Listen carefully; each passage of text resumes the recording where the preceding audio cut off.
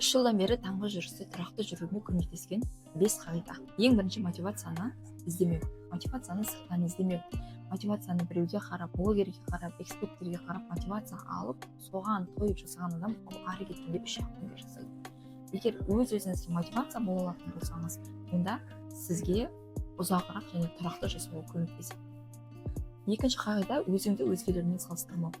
Өзіңді өзгелермен салыстырған кезде кері кетеміз, ал біз өзімізді өзімізбен салыстырған кезде алға қарай дамимыз.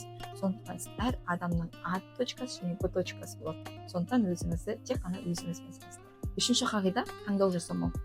Таңдау жасамау, жасайын ба, жасамайын ба, істеймін ба, істемеймін ба, тұрайын ба, тұрмайын ба емес, просто орныңыздан тұрып әрекет етесіз. Алдыңызға цель қойдыңыз ба, соған жетуге тырысу керексіз.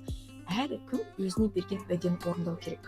Мен өзім солай ойлаймын. Мысалы, государственный жұмыста жасайсыз, балаңызды садикке бересіз, балам бүгін сабаққа барып, ертең бармай ақ қой демейсіз ғой. Күнделікті тұрақты таңғы сағат 9-ға апарып тастайсыз балаңызды. Сол секілді өзіңізді де күнде таңертең сағат 6-да тұрып далаға шығарып жіберуіңіз керек. Төртінші қағида барлық әдетті бір мезетте жасау.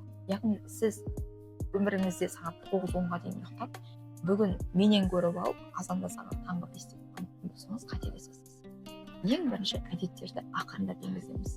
Сіз 10 әдет аласыз ба, соны әр күнге немесе әр айға немесе әр аптаға бөліп тастаңыз. Солай ғана әдеттерді қалыптастыру сізге жеңіл болады. Бесінші қағида ол өзіңіздің үзіліп қалған жеріңізден ары қарай әрекет ете алу.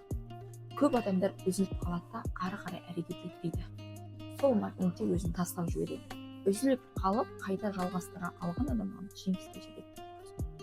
Сондықтан әдеттерді қалыптастырып, дамимын, өсемін, алға қарай жылжимын дейтін болсаңыз, менің парақшама тіркеліп алыңыз.